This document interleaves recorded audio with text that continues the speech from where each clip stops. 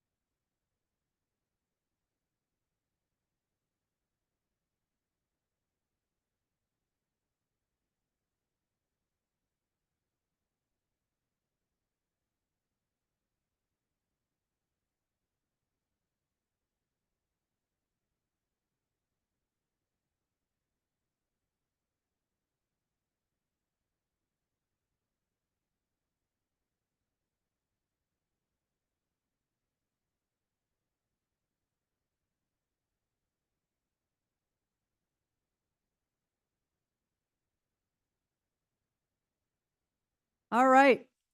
Welcome to the Bloomington Rotary Club's weekly celebration of service. I'm Tracy Ivanovich, and I'm honored and thrilled to be serving as your president. And I apologize, I'm running about 3 minutes late because we got so engrossed in conversation for today's program.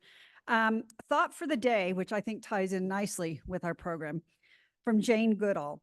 The greatest danger to our future is apathy. So with that, Ray Graham, or Roy, if you wouldn't mind coming up. You have to put the jacket on. We want to see you very dapper today.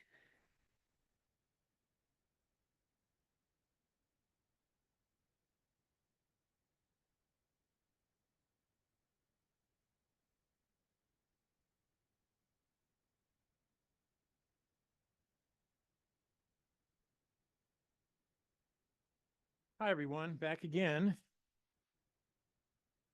Let me introduce myself. My name's Roy Graham, and I've been a member, I think, for a couple of years.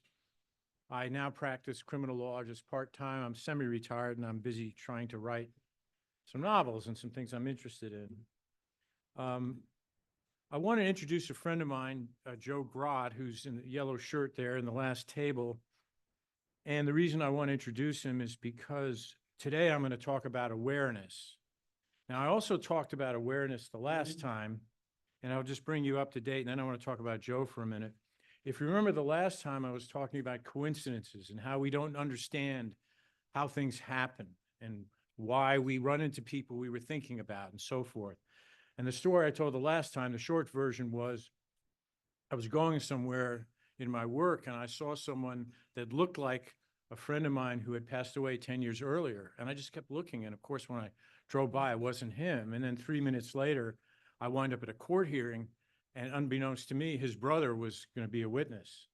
So that was quite a striking experience for me. But the reason I want to talk about awareness is because I think that it's the key to success.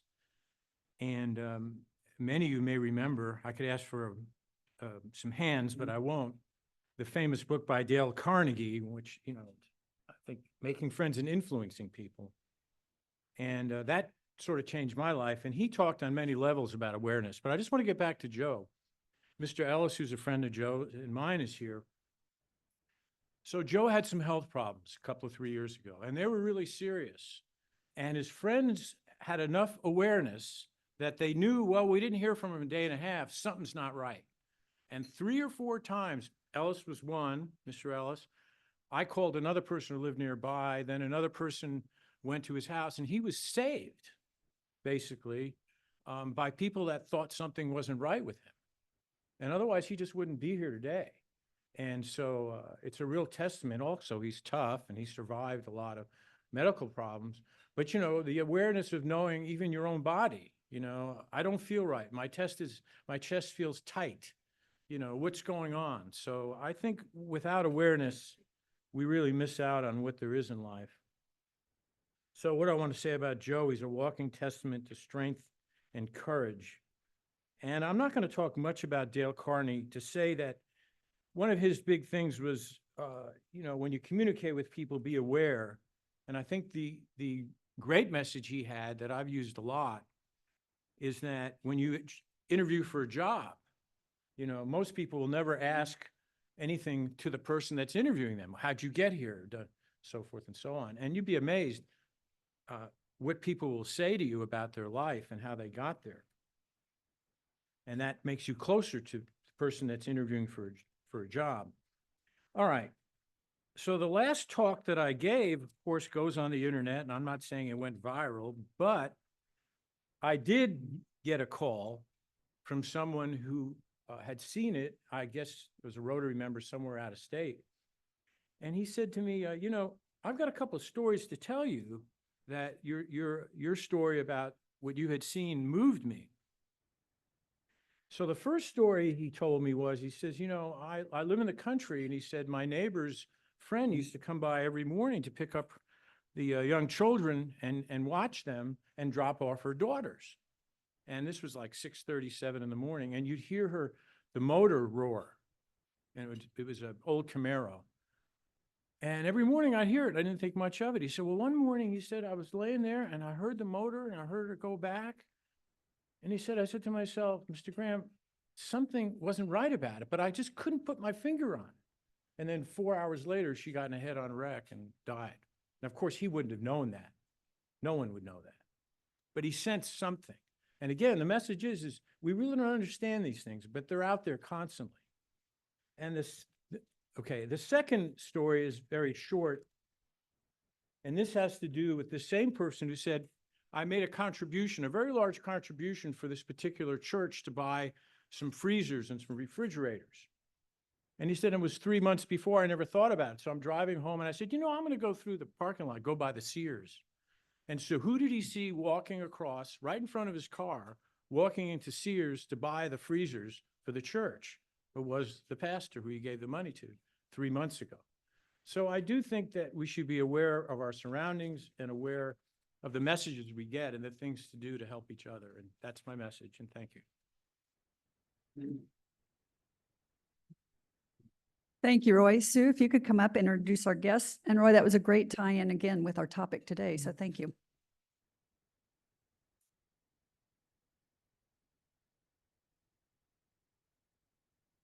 Hello, everyone. One of my favorite parts of any Rotary meeting, a chance to meet the guests that are with us. We have several today, and I invite you all, as I recognize you, to please stand and give us an opportunity to welcome you. So first, we have Jean Santee, who is a guest of Charlotte Zietlow.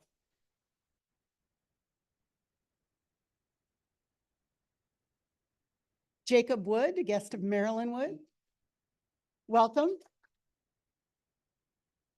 And we've already been introduced, but Mr. Joseph Grott, guest of Roy Graham. Will Holliday, a guest of Claire Rest. And Amina and Wahid I practiced, I really did. Amina and Jaweed Mohammadi, so guests of Dave Meyer. And with a name like Scambaluri, I understand, but enjoy, do we have anyone online? Hi, Sue, and hi, everyone in the Frangipani room. We are a robust group of Rotarians, although I will have to point out that Alon is joining us, and I'm really jealous, from his vacation in Cape Cod. Color Thanks. us jealous. So welcome all, please come and see us again. Thank you. Yeah, Lon, we can't miss you on screen with that bright green shirt. Looks great. All right, birthdays. Dick McCaig has a birthday coming up. And then on the 26th, we have Scott Walters and Tyler Martin Nichols. So happy birthday. From an anniversary standpoint, Connie Shaquila says 4 years. So from an announcement standpoint, announcements, we have Hoosier Hills Food Bank, Service Above Self, People in Actions. That's this Friday at Industrial Park Drive. The shifts are 9:30 to 11:30 and 12:30 to 3 with lunch for both at 11:30 to 12:30. Wear closed-toe shoes, and we need 2 more volunteers for the afternoon shift. So if you're able to work at the Hoosier Hills Food Bank this Friday afternoon, please reach out to Liz Irwin. And a couple of minor announcements. The Sign Up Genius. Thank you for those who have signed up for some of the slots. We still have a few empty ones. So if you could, please help so that we can get the meetings running smoothly. And thank you to those of you who have signed up from the committees. I'm still pushing. We still have a few that need to sign up.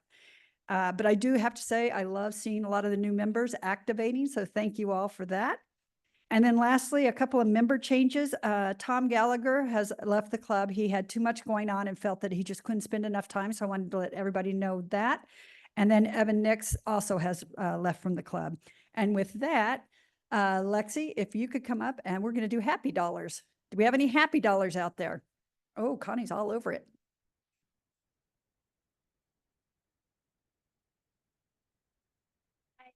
I'm so extra happy. I'm going to give 10 happy dollars for me and my cousin, Bill Oates. Bill found out a couple weeks ago that we're cousins, and I have no cousins. I have no family. So I'm like, yay.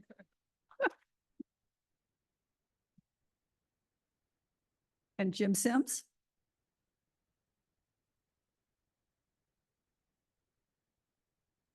Thank you. Hello, Rotarians. I'm happy today because a couple meetings ago, they said you have a 5-year anniversary.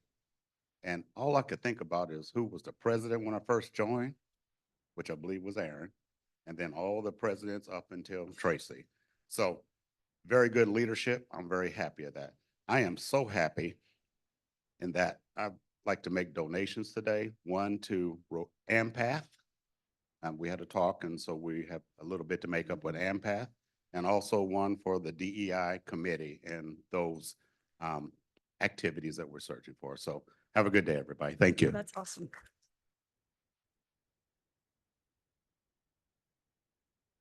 Mr. Meyer? Oh. I am happy because next Tuesday, and I'm so sorry that it conflicts with this meeting, but next Tuesday, I will be speaking at the Bloomington Women in Leadership on elevating your finances. So here is $10 for, that's why I'm happy.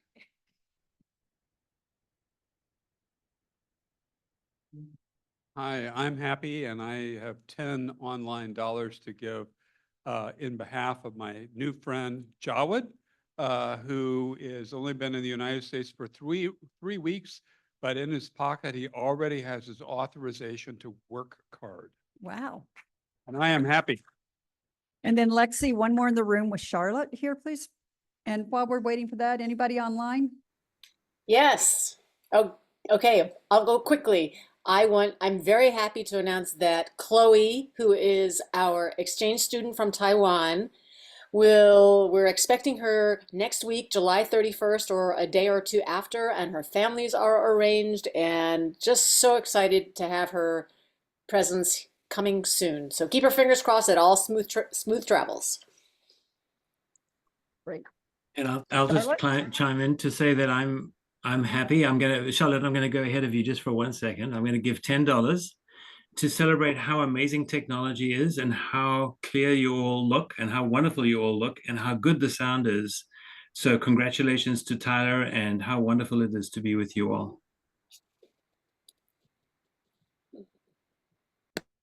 Well, that was worth waiting for. And I want to give $10 in honor of my guest, Jean Santee, who's an old friend coming here from California. Oh, excuse me, she moved to Oregon now.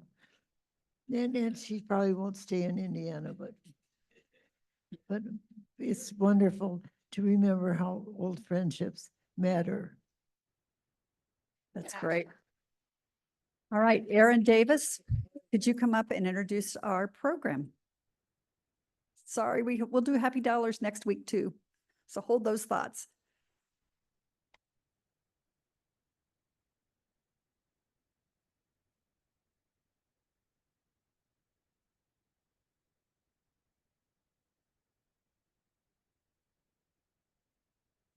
Well, Don Byrd and William Ellis are no strangers to Rotary. We've been here before. Two men who would both make wonderful Rotarians because of their service above self and their work with Braver Angels especially, which is an organization that the Peace Building Committee here has been aware of and working with, and I'm a national member, so I definitely advocate that. So William Ellis grew up in Indianapolis and moved with his wife Christina and their children Patrick and Catherine to Monroe County in 1999. He then took over management operations for the video audio department at Circuit City. In early 2012, Ellis became involved in local politics and continues that involvement to this day. He is currently vice chairman of the Monroe County Republican Party, a member of the Ellettsville Town Council, and co-owner of an Amazon business based in Ellettsville. Additionally, William serves as Indiana co-state coordinator for Braver Angels. Note that Braver Angels strives to have equal participation from, and this is in quote, blue and red sides at all levels of leadership and engagement. Only through a clear commitment to equal representation does Braver Angels hope to maintain credibility and cooperation. Don Byrd received his PhD in computer science from Indiana University in 1984. His dissertation supervisor was the well-known cognitive scientist Douglas Hofstadter. Byrd is noted for his contributions to music information retrieval, an AI-related field he helped to found, and music information systems. He also worked both inside and outside academia on text information retrieval, information visualization, user experience design, and math education, among other things. Don's work outside academia was for 3 high-tech startups, including one of his own. Byrd is the author of the open source music notation editor Nightingale.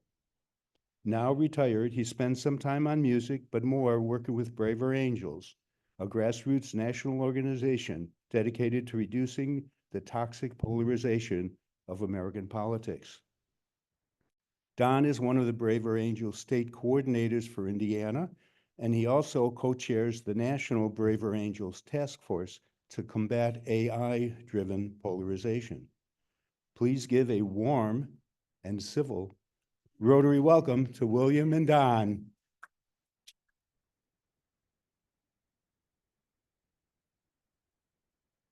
Where do you want us to stand? So Zoom can see us well and. Okay, all right. Okay, this is back. This is back and that's forward. All right.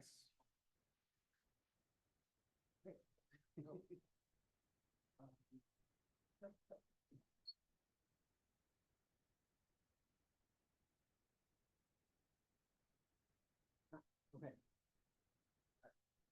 We're going to talk today about truth and trust in the age of AI. I think we spoke here. I think Aaron was president at the time. Not much has changed with polarization. I mean, nothing's changed much at all. It's about the same. I think every couple of weeks, we think we've reached the top, as worse as it can get. And then someone says, hold my beer, and goes higher. So I think that's what we're seeing happen. And part of that is because we are influenced by artificial intelligence. I mean, not like the Terminator or anything like that, but bad actors are using it to manipulate our opinions. Well, bad actors, including people who are just out to make money and don't care about the effects, or apparently don't care about the effects on society. So we're going to talk about a little about truth and trust in the age of AI. One thing I think we'll say a little bit about is that AI goes beyond AI. That's may sound like a self-contradiction, but there is a reason for it. William and I have hardly planned this between ourselves at all. This is about the 10th presentation we've done together, Yes. 8th or 10th, and we've gotten a lot of yucks along the way, sometimes not intentionally.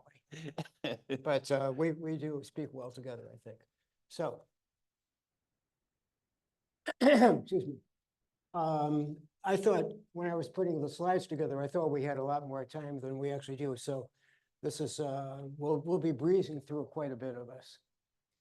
We'll be done before, I'd say 5, 6 o'clock. Oh, easily. The nice thing is we have mics, they can cut us off. So, okay.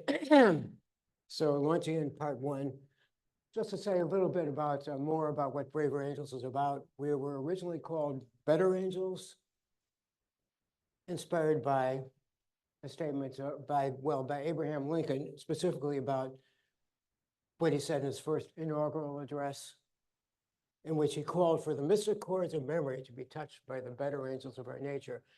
Unfortunately, we were sued for trademark infringement by another nonprofit, so we had to change the name. But Braver Angels is probably a good name as well. I just want to go back to the previous slide for a second. One of Lincoln's less well-known quotes, but one that I think we think is really very appropriate. Okay. I will say that quote, if we all aspired to live by that quote, I don't think Don and I would be here today. Yeah, I think you're right. Because it's gotten to be, I do not like that man. They need to be put aside, out of my sight. And I think the interactions of getting to know the individual has lost something, especially in the age of technology. Yeah. Yeah, it makes it so much easier to talk past each other instead of to each other. Okay, let's see. I'll just breeze through. I don't think these next few slides will surprise anyone. The change, a decrease in trust among Republicans and increase among Democrats in recent years. Our strategy assumes that a big part of the problem is that left and right simply don't understand each other very well. And this is borne out by statistics like this. A survey that asked members of each major party what beliefs members of the other party held. You might want to think for a second about what you think the answer to this would be. Before we, I was gonna Oh, say, sorry. before we give it, let's see if they, but that's okay. Well, Well- spoiler alert, you already. Yeah, I'm Go sorry. ahead. Okay, well, we have the same question on the other side. If you want to think about your own answer to that.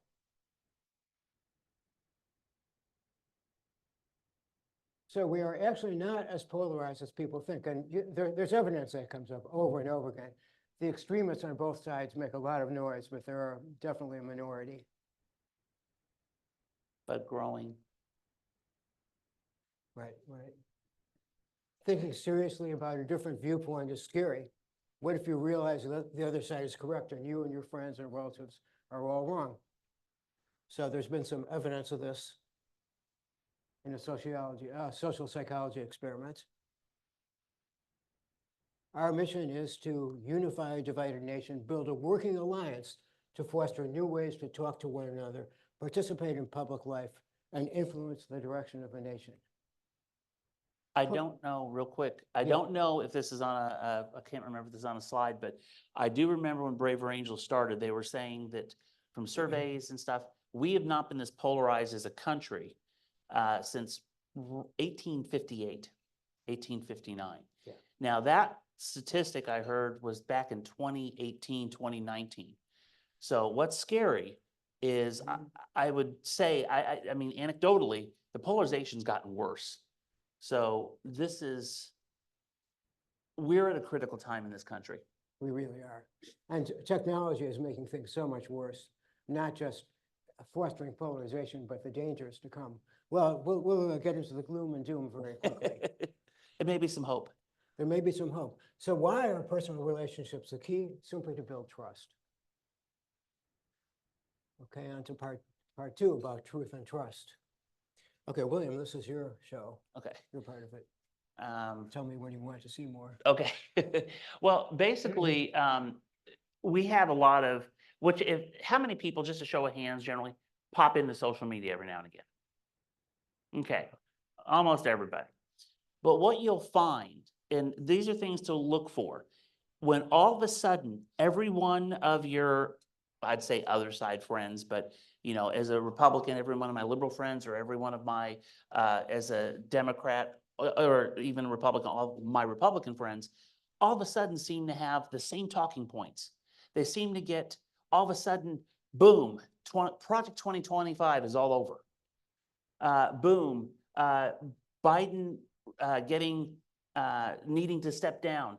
It just organically explodes. I don't think it's organically, because quite honestly, I mean, I'll speak to the Project 2025 thing, not defending it or attacking it. But one thing about that, it's a 900-page document. I've started reading it, but how many people have really, that are sharing those memes, sat down and analyzed a 900-page document? And what you'll find is when people say, even ones against 2025, say, well, what's the wording? People don't know. And even the page citations, which give it an air of credibility, it doesn't actually say those words. They are making assumptions on it. Now, I know the reverse happens. This is not just a blue problem. The reverse happens for reds. When somebody says something out of context, or not even out of context, they cut it off, and all of a sudden it goes everywhere. Everyone's sharing the same theme. It's like we used to say, we got our marching orders. It used to be that people said Republicans got them from Rush Limbaugh, but now it's kind of AI. And I mean, I don't think there's this big server doing it. It's people knowing that emotional responses get the most extreme, emotional memes, emotional statements get the most extreme response, and it brings out the worst. It's not like people are saying, well, do you really think that Kamala Harris is, has a good shot? If you look, it's she's our savior or she's Satan. I mean, you don't see many people in between. That's not normal America. Because if you talk to individuals here or anywhere, there's some good points, there's some bad points. And You wouldn't see that if you went online. And where do most people get their information from now? Not traditional news sources. It's online. X, Facebook, Instagram, and that's what they're getting. They're seeing this and it feeds into their confirmation bias. And the next thing they know, it becomes truth. Why? Because I've seen it all over. Yeah. Next. Okay, next slide, yeah. So AI promises great benefits, but the threats are at least as great. Many of the near-term threats, in the long run, we're talking about near-term because in the long run, people are talking about the danger of AI making humanity extinct. I think that's very unlikely, but there are all kinds of catastrophes short of that it could definitely facilitate. A lot of them involve loss of trust, like we're seeing now, disinformation and misinformation, and so on and so forth, hacking. Here's a nice example of a deep fake. So the image on the left got pretty well known. I don't know, how many of you have seen that? The picture of Secret Service agents smiling seconds, yeah. Well, that's fake. There's the actual picture. No. And I will say, even with this picture, there's also another one going around that shows a little bullet hole here. And they're saying that Trump, Oh, really? yeah, it's fake. So it gets to the point where, what do people do when they don't know what to believe? They shut down. They just go with the crowd because they don't know. And we're getting to it. Oh, the Secret Service, look here, he is smiling. And over here, he's not. But it is a subtle difference, but the only goal to do that is to elicit an emotional response. Which it usually does. Yes. I think this is a very important quote, or attitude anyway, by Gary Marcus, who is one of the best known AI researchers and critics.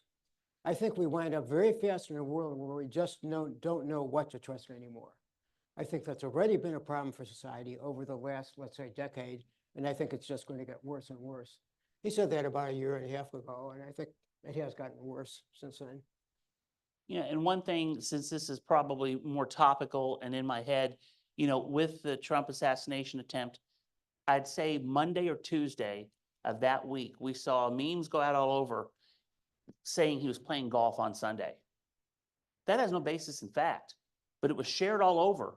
And even when you would give Snopes or Newsweek as a fact check that that's false, I found this interesting. People would double down. Well, he probably did. You just don't know about it. Yeah. So they're connecting dots that aren't there. And again, I'm not piling on blues. It's just this, from my life experiences, I see it the other way. And I'm sure Don sees it the other way. Like I said, I'm sure there's going to be a lot of Kamala Harris stuff. Yep. So this is what I was alluding to before about AI being more than just AI. We talk quite a bit about algorithms and artificial intelligence. An algorithm is just a recipe, you probably know that. It doesn't necessarily involve intelligence in any way. But if you go back to the first time Facebook started recommending things automatically, that wasn't AI. It was just some type of algorithm that would recommend things based on what you've already seen. And there's no easy dividing line between the two. AI and A+ AI could make finding the truth easier, but harder is more likely. Basically, two reasons: disinformation, such as deepfakes. And this is an interesting quote, that the 2016 Russian disinformation campaign against the US cost about $20 million. Now it would cost more like $1,000. And two, state-of-the-art AI still makes lots of mistakes. Currently. Currently, yes. Okay, let's show this video. Can we do that? How are we on time? We probably need to check that. Okay. Okay, this is about 2 minutes, this video. Is it playing? Oh, I see us. There we go. Hello, this is a public service advisory featuring an AI version of Arizona Secretary of State Adrian Fontes. This video was produced as part of our 2024 statewide election security tabletop exercise. It was created with both the consent and cooperation of the real Secretary Fontes, which again is not me. I'm an AI impersonation of him. I want to warn you not just about the quality of deepfakes and how they can be weaponized against the American population, but specifically how malicious actors can try to confuse the public by impersonating our websites.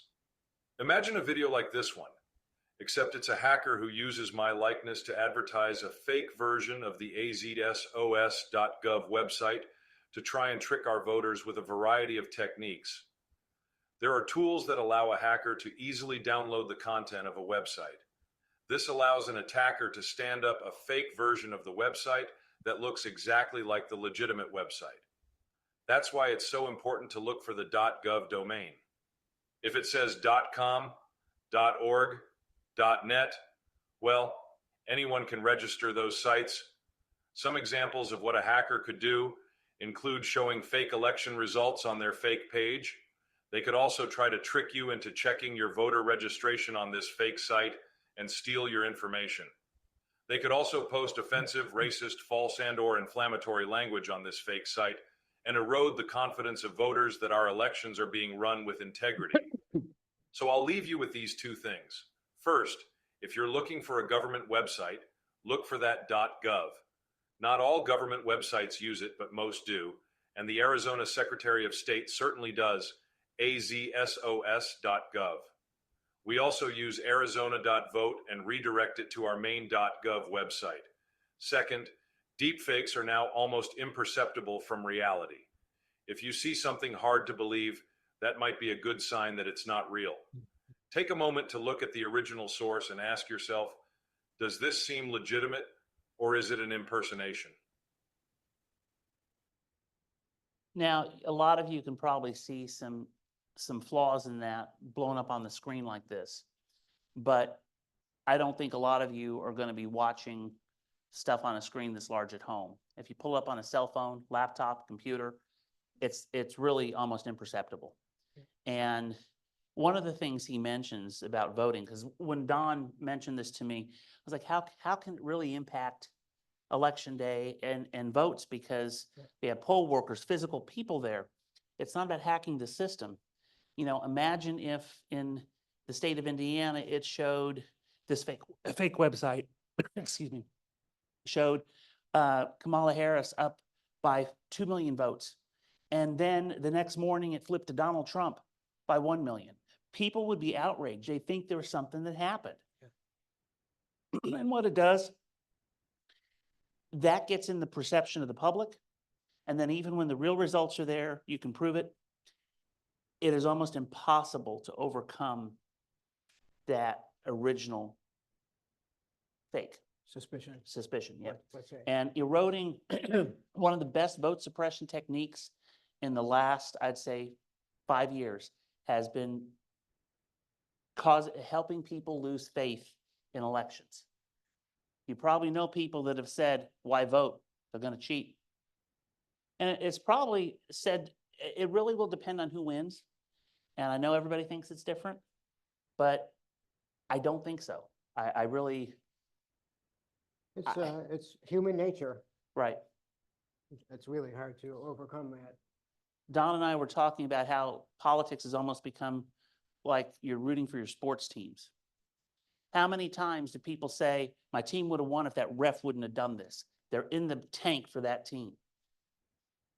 Well, that's kind of what's going on in politics now. Yeah. The problem is, it's just not a bowl game we're worried about. It's the country. Right. Just one more quick example. A international company in Hong Kong lost $25 million a few months ago. Some of you might have seen an article about it. A finance worker got into a video conference call with the CFO and several other workers. He knew the CFO personally, and that was him on the screen. And the other people on the screen were people that he had seen around the office. They were all fake. The entire thing was a scam that resulted in the company losing $25 million. So we'll be seeing more of that.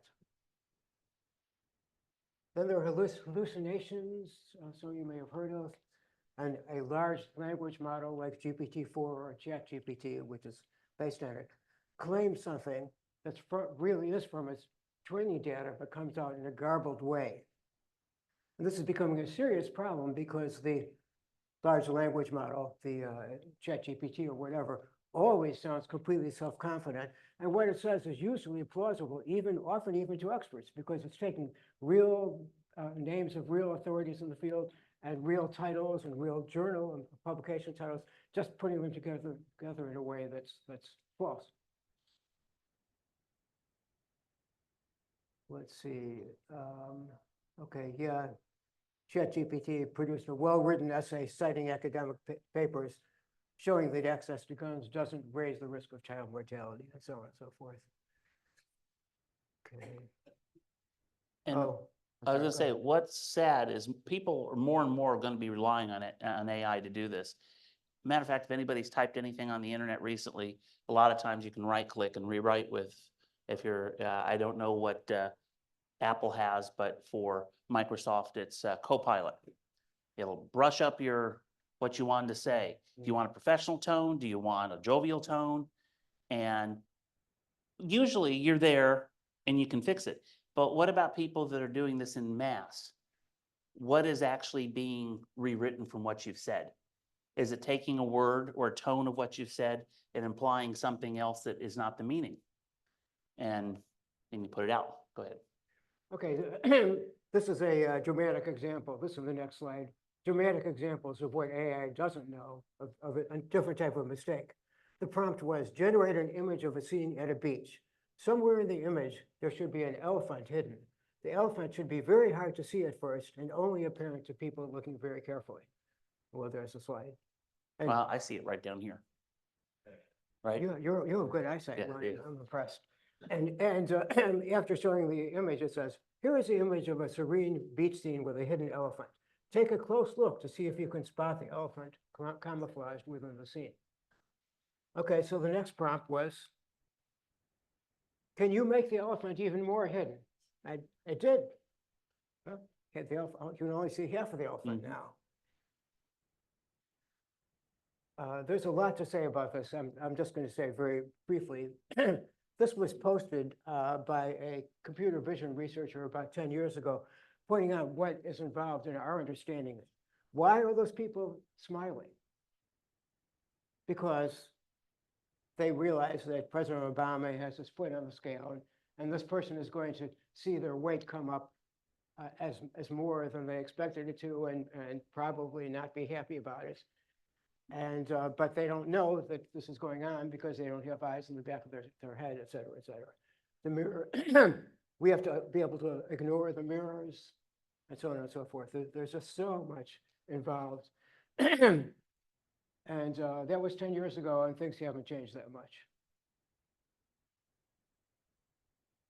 So let's see, do you want to say a little about? Yeah, I mean, one thing with Braver Angels, and probably in the question and answer, we'll get more specific with the AI thing, because the states are taking, especially with politics, if you've altered images, there's laws being passed. You have to Finally. to say it's altered. But if they're out of the country, we have laws against unwanted phone calls. Anyone here got an unwanted phone call in the last couple of weeks? But you know, we don't want, one thing with Braver Angels is different than a lot of other groups. Our goal is not for those on the far right or far left to sit there and come together. What our goal is the far right and far left, or even those somewhere in between. Are we out of time? Okay. It is for us to understand they have a different point of view. They're looking at the same exact thing, but from a different perspective. There was a workshop we did, and I wish I kept that, but its best example is if you look at this straight on, it's a circle. Oh, yeah. But if someone looking at the side, it's not. So if I say it's a circle, Don could very well say, I'm lying about it. Right. Well, who's right? We both are. It's from our perspective. And with Braver Angels, attempts to do is help us understand the perspectives of other people on hot topic issues. Because that is crucial, because even if you don't agree, I can still say, I still think that's more circular shape, but I understand where you're coming from. Don't have to agree with it, but I understand it. And too often that is not something that is done. Ronald Reagan and Tip O'Neill used to have lunch together. They used to meet together just to hang out. I cannot imagine whoever's elected president, them taking the opposing member, leader of the House or Senate, just to lunch and have fun. Because here's what would happen. The people that are the supporters of whichever side would accuse them of being a traitor. How dare you meet with them? How dare you have that conversation? That's how bad polarization has gotten. Because so we're going kind of against the wind here. I mean, I've got people that are like, Braver Angels, you're just trying to, dilute the Republican message or whatever. No, I'm trying to understand the Democratic message and help them understand the Republican message. So even if we don't agree, we know the country's going to be okay at the end. Right now, a lot of us don't. Well put. All Braver Angels activities are designed to unite, not divide. Run by trained moderators and designed so it's very difficult for participants to start arguments. Debates are a good example that I think surprises a lot of people. In a Braver Angels debate, the purpose is not to win. There's no vote or any other idea of who's won the debate, but to seek the truth together. Don, I've been told we need to open up to questions and answers. Oh, okay. So Well, let's do that. Okay. Oh, thank you. Thank you.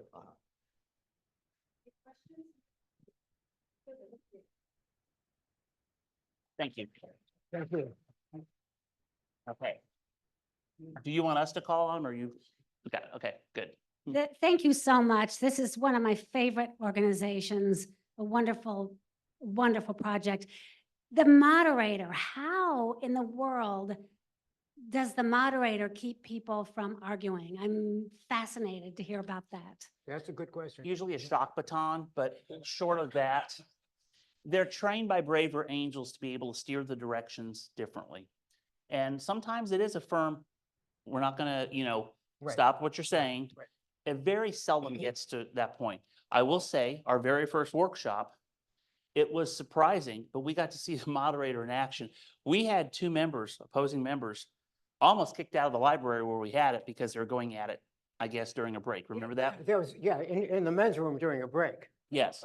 Yeah. So it was, The moderators are trained to stop someone right in the middle of a sentence if they're going off the rails. And we say, or the moderator says at the beginning of every meeting, we are not here to change minds. We're simply here to understand the other side better.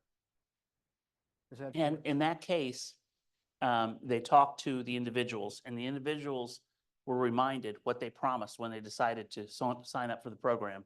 And they both kind of realized, I think they were being a little extreme, or I'll just use that language. But they came back and finished the debate. And if, I made my nationwide debut on MSNBC, it didn't get me any street cred with Republicans, I'll tell you that. But at the same time, they did a very good, Rashida Ellis, the reporter, did a very good 5 to 7 minute program.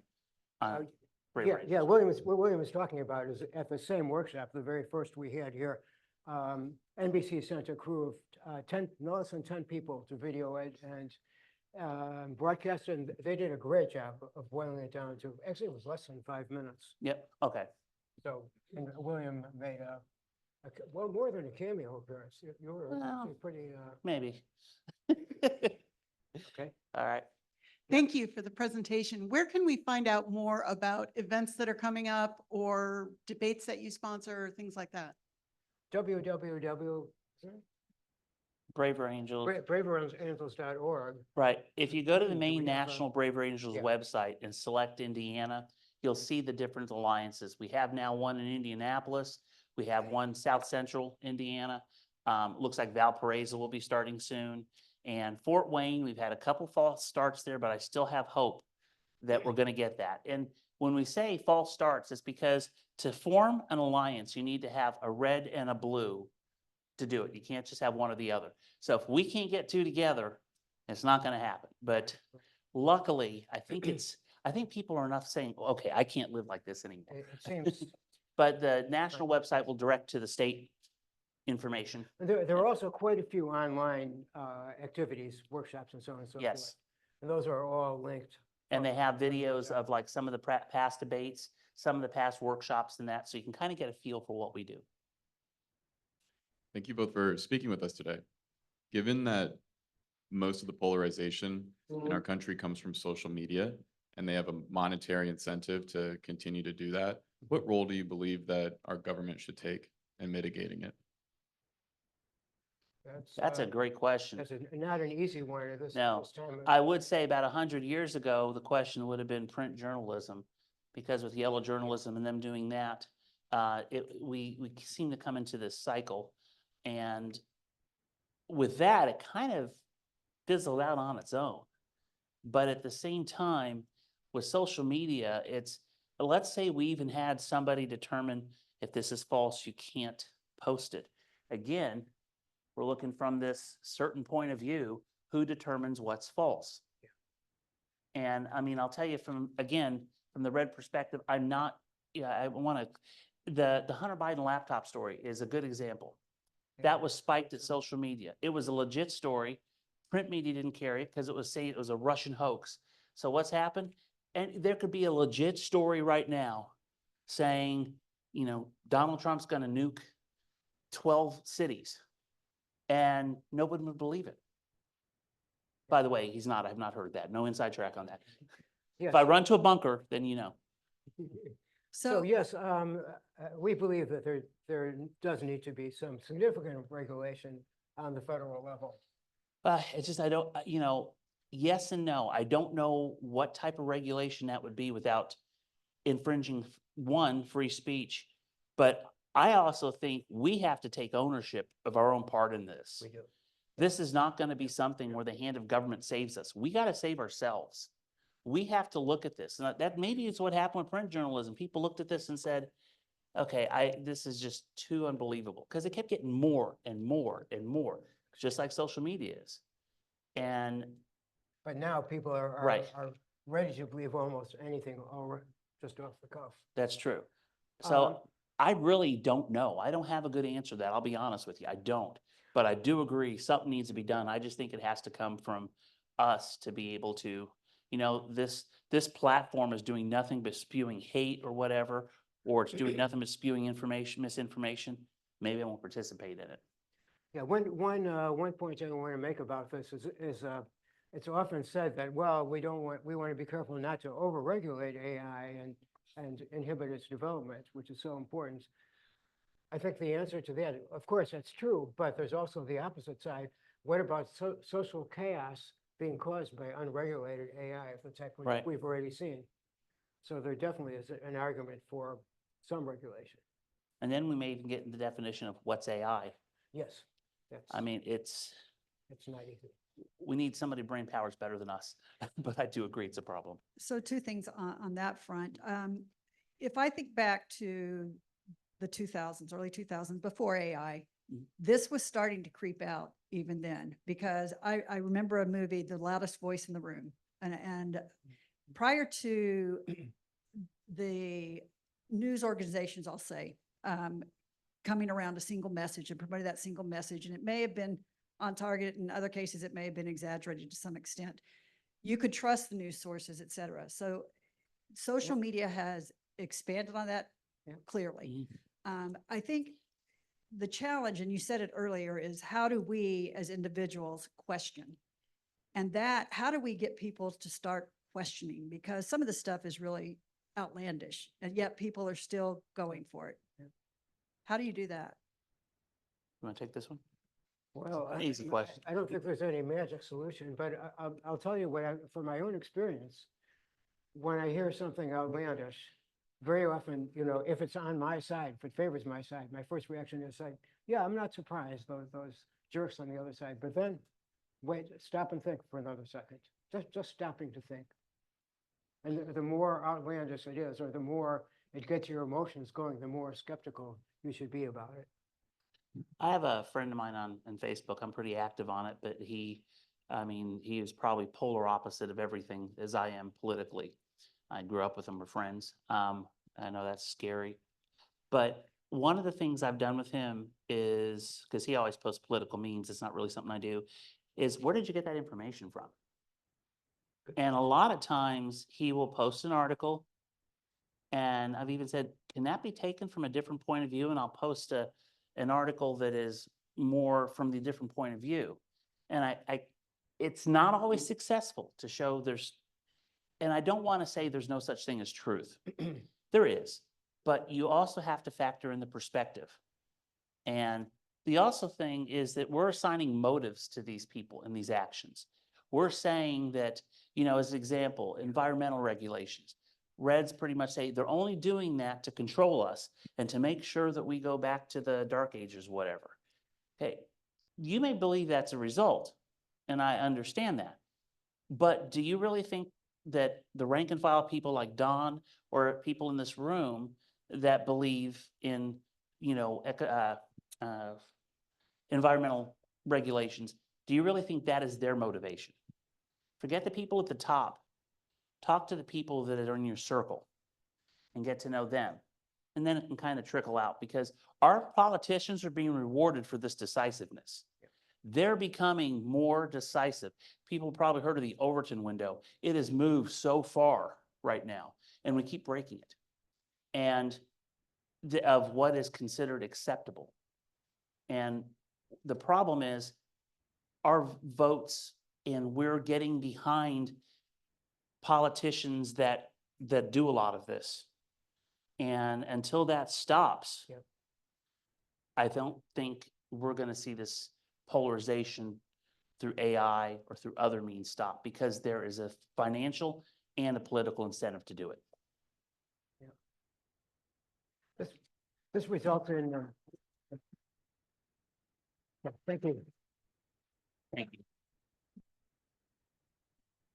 Thank you so much for the interesting and topical discussion. And in honor of your program, we will be donating $100 for the quarter to New Life, New Leaf. That will be on behalf of Brave Angels. So as you all know, we couldn't get our meetings done without the help of all the team members in the room. First of all, thank you to Natalie Blaze and all she does as our assistant. Dick McCaig with the snappy hat for greeting. Suze Gamblieri for the great introduction of the guests. And Joy Harder for all of our online activities. Roy Graham, excellent reflection. Thank you. Linda Murray for doing all the reporting, the hardest job in town. Lexi Walters, new person doing Michael Schrimers will be so thrilled. And then, of course, Tyler Martin Nichols, always for the audio and tech work that you do. Our next meeting will be on the 30th in the Frangipani room, and our speaker will be Steve Volan discussing the power of microphones. And with that, if we would all stand, and let's do the four-way test. Of the things we think, say, or do, first, is it the truth? Second, is it fair to all concerned? Third, will it build goodwill and better friendships? Fourth, will it be beneficial to all concerned? And fifth, is it fun? I'd say our four-way test applies to this discussion today.